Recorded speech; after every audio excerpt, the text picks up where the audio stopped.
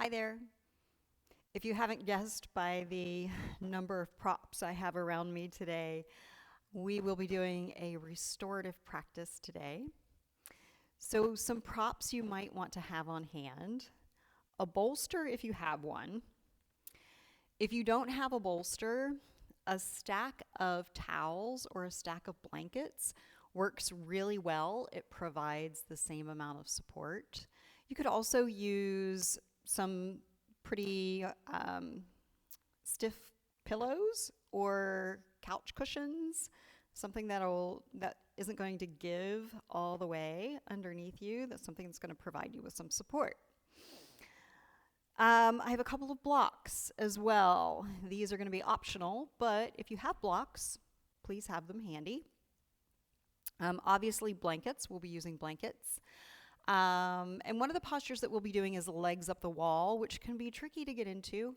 So if you know that, you kind of struggle to get into that position, you can use a chair instead. So I'm going to show you how to do that as we go through the practice. This is just a short practice, 15 minutes in the postures altogether, probably a little longer to allow for transitions and for me to explain some things. And I'm going to teach this the same way I would teach it if you were live in a studio with me, which means that I'm going to show you how to get into the posture. And once I feel like you're settled, then I will probably come out of the posture myself and talk a little bit about the benefits of what we're doing. The information that I'll be sharing with you is from Judith Hanson Lassiter's book, Relax and Renew. Judith Hanson Lassiter is pretty much the authority on restorative yoga these days. So a wealth of information in that book as well as her other book. So we're going to go ahead and get started in legs up the wall. Now, I know a lot of people tell me, well, I can't do legs up the wall at home because I don't have any wall space. So my workaround for that is find a door, close the door, and there's your wall. So go ahead and feel free to pause the video right now. You can rearrange yourself. You can grab some props if you need it. And then join me when you're ready. So the easiest way that I have found to get into legs up the wall is to come up to a wall and sit with one side, one hip against it. And then I'm just going to pivot around and reach my feet up. So pivoting around, I've got a blanket underneath me just for some cushioning and some warmth. And then I'm just going to take my arms right out to a T. That feels great to me. If you would rather have your arms a little bit lower or even place your hands on your belly, those are great options as well. A lot of people ask, do I need to be up against the wall? Do my hips need to touch the wall? And the answer is no. So there are really no rules in restorative yoga. So it's just kind of like wherever you feel comfortable. So if you're comfortable with your hips up against the wall, then by all means, feel free to do that. But sometimes it's nice just to back off a little bit and give yourself some space. So this is the variation if you're comfortable kind of flipping yourself around up against the wall. If you are opting for the chair version, what you'll do is you simply replace the wall with the chair.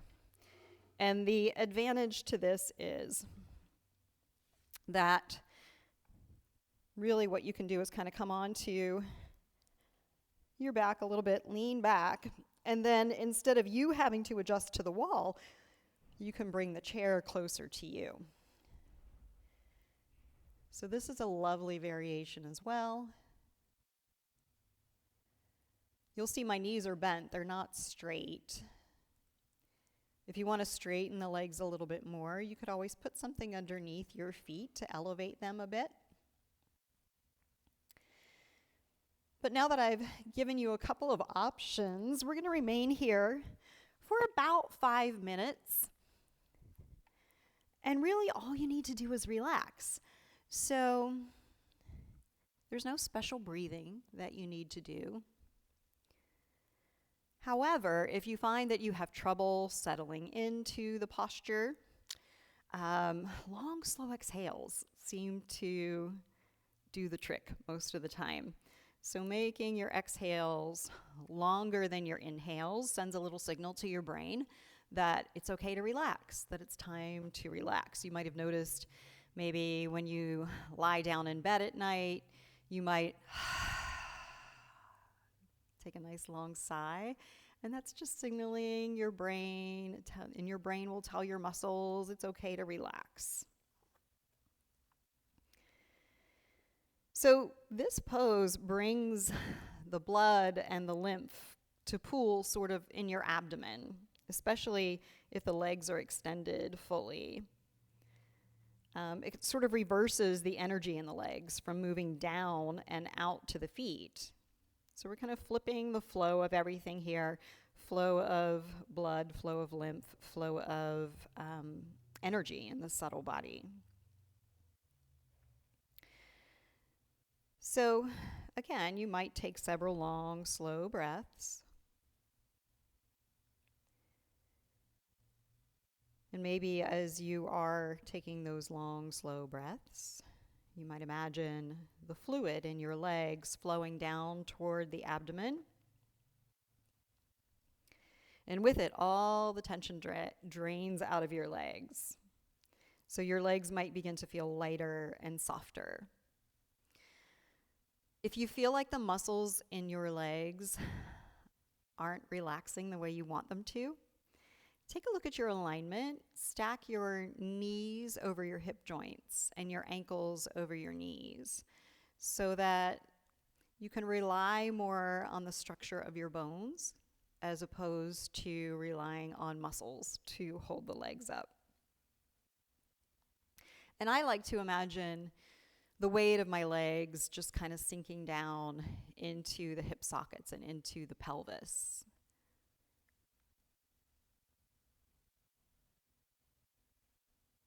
Notice your spine supported by the floor. If your arms are out to a T or even at a 45-degree angle, just kind of tune into that feeling of openness and spaciousness in the chest. This is a wonderful posture for undoing kind of stiff shoulders. Oftentimes when we sit at a desk for too long, if we're looking at our computer for too long, our shoulders will start to kind of come towards each other in the front of the body. And this is a great position to kind of undo that and let everything open up and unfurl again. So I'm going to leave you here in silence for about a minute, and then I'll bring you back out.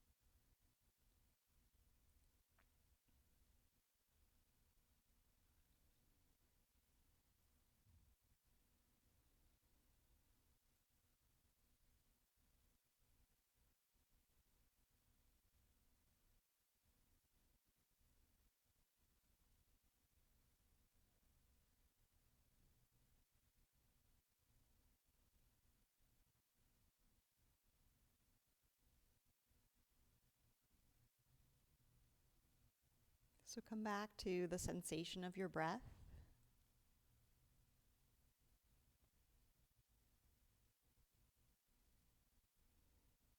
Notice whether you've been able to release any tension from the neck, the shoulders, the upper back.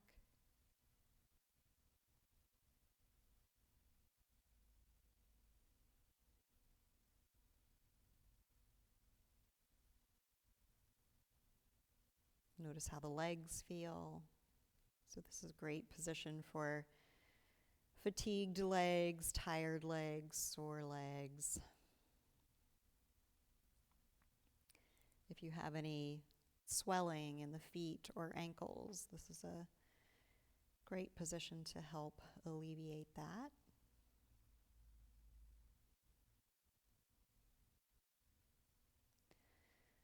The easiest way I've found to come out of this posture is simply to bend the knees, slide the feet down the wall. And sometimes I like to just kind of hang out here for a breath or two. And then I'll roll to one side. Feel free to rest here for a breath or two. And then begin to make your way up into a seated position. So our next position is a supported child's pose. So this is where our big bolster comes in. And there's some options here. So option number one, and you can see I have a blanket under my knees. That's really nice if you feel like you need some cushioning under the knees. You can use a single bolster. We're going to be coming down and kind of resting our torso on the bolster. So just a single bolster or a stack of blankets or towels works really nice. If you feel like you need more height, you can continue to add more bolsters, more blankets. But one option that I like a lot is to place a block under either end of the bolster. And you can see I've kind of created a little cavern underneath the bolster.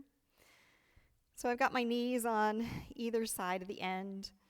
And then we're just going to come and kind of wrap our arms around the bolster, rest the head. You can turn the head to one side. If you don't like the feeling of turning your head to one side, another option is to take a blanket or a block and kind of place it up top of the bolster and just rest your forehead on the bolster. So that way the neck can stay in a neutral position and you don't have to worry about turning the head to one side or the other. Another common complaint in child's pose is that the bend in the knees is a little too much, or flattening the feet out onto the floor doesn't feel comfortable. So if flattening the feet out onto the floor doesn't feel comfortable, get your shins up on a blanket or two and allow the feet just to rest back behind. So that takes that deep extension out of the ankles. For the knees, if that's an issue for you, rolling up or folding up a blanket and placing it on the shins, kind of behind the knees, that'll take that deep bend out of the knees and allow you just to rest here. So ideally, feet are flat. I have my toes curled right now. I have my toes tucked because I'm getting a little cramp in the sole of my foot. So if you find that happening, that's an option for you. So we're going to be here for just another minute or two. So make yourself as comfortable as you can be. Do your best to rest. Give your weight to the bolster or whatever you have underneath you, supporting you. Forward folds, for most people, are comforting and relaxing. And child's pose is indeed a forward fold. Sometimes we don't think of it that way because of the position that the body's in, the orientation it has to the floor, but it is indeed a forward fold. So see if you can tap into that feeling of comfort.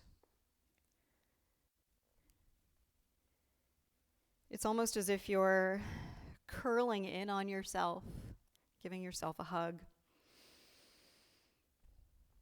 creating a sense of security.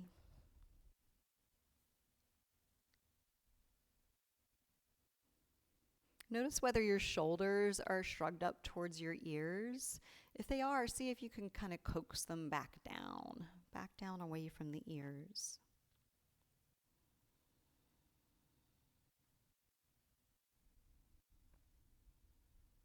As you breathe, you might feel the belly sort of gently pressing into the bolster or your blankets as you inhale. That can soothe digestive organs, and it can be really nice also if you have menstrual cramps.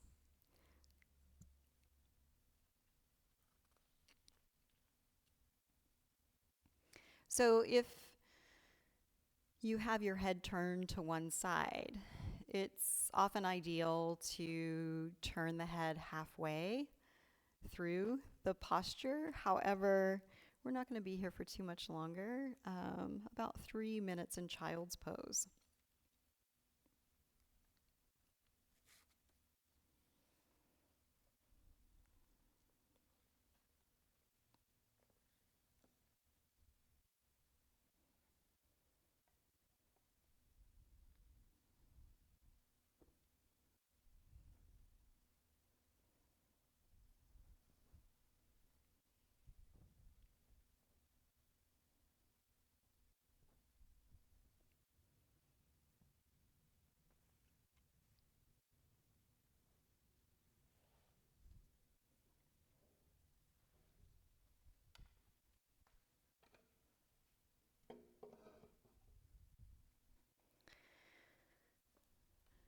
When you're ready, start to lift your head and lift your shoulders.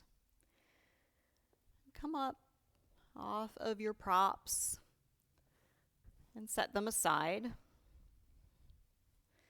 Our last pose is kind of a restorative version of Shavasana. So I'm going to invite you to roll up a blanket, or if you have a round bolster, that can help too. I have a couple of blankets here, and I'm just going to roll them into a cylinder. And these are going to go under my knees.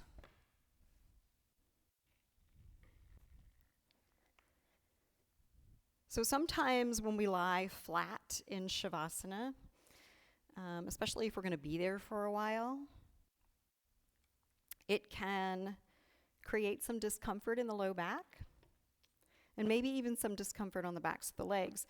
So by placing a bolster underneath the knees, we can stay more comfortable for a longer period of time. So lying back onto the mat, if you want to cover up with a blanket, that is a wonderful option. I'm going to go without the blanket on top of me so that you can see that my arms are out away from my body and my palms are facing the ceiling.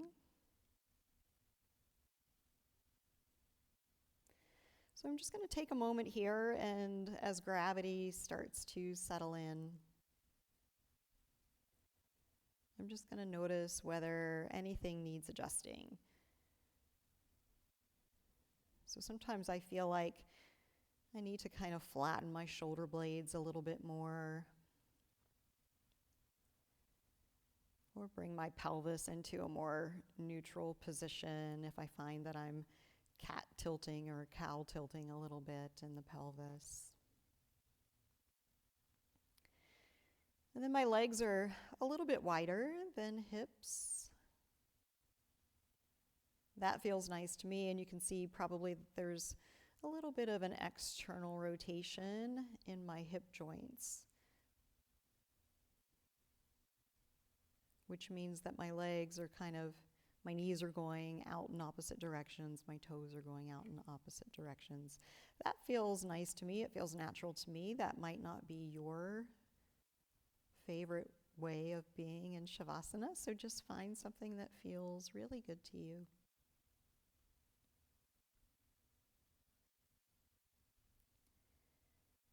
And then once you've made yourself as comfortable as you can be physically,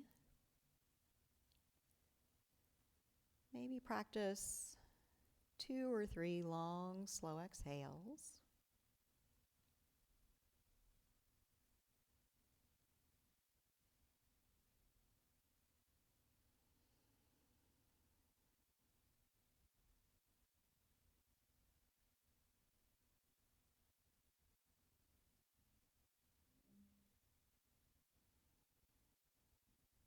And then just let the breath do what it wants to do. Let it be what it wants to be.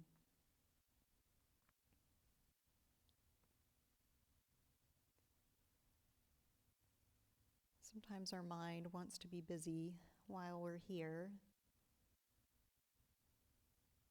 So sometimes I like to trick my brain and say to myself, I have nothing to do. I have nowhere to be.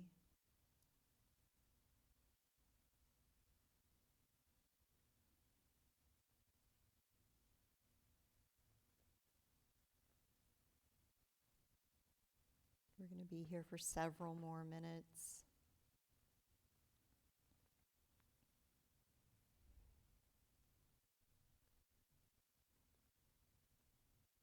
Allow yourself to rest.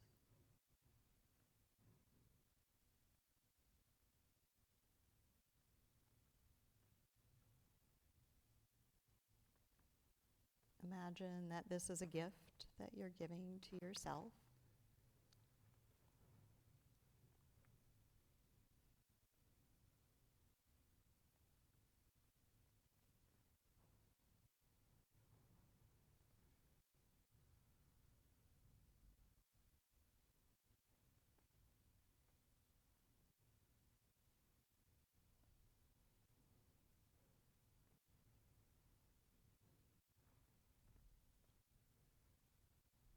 As you're here for longer periods of time, you might find muscles relaxing that you didn't even know were tense.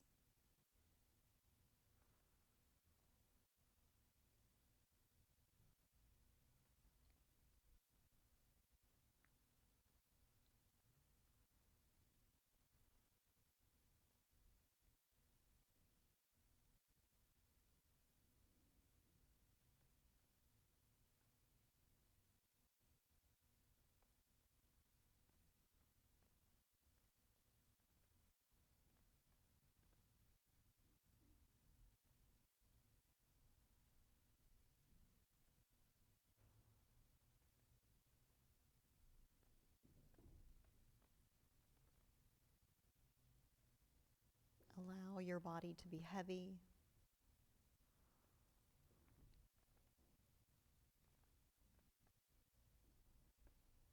Allow the body to take up space.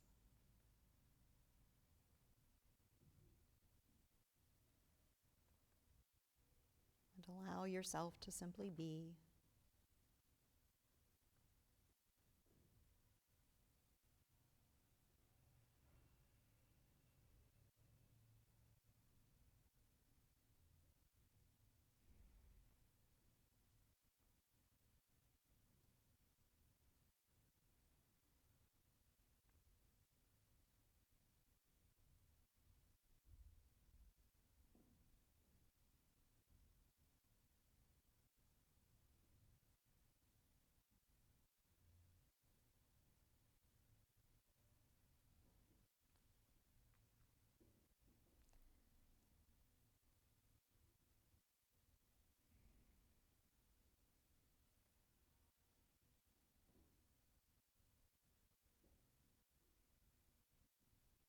Feel free to stop the video and remain here for as long as you like.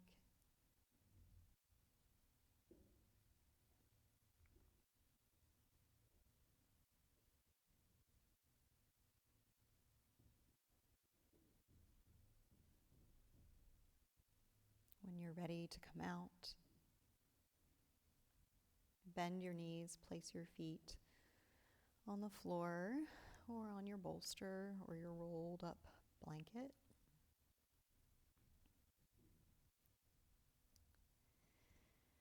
And then roll to one side.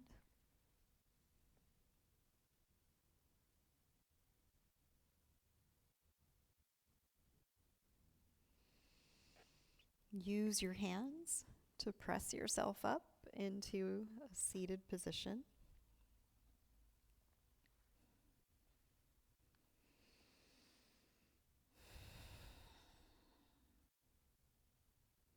Take a moment to sit and simply observe the effects of this restorative practice. So noticing how your body feels, noticing the quality of your breath.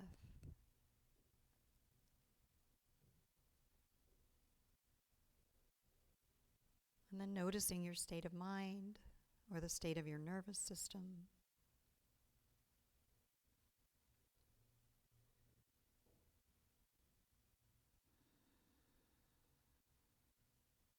Then bring your palms together at heart center.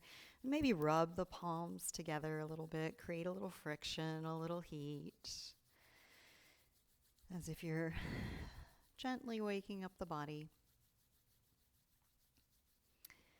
And then bring the hands to heart center. Take a deep breath in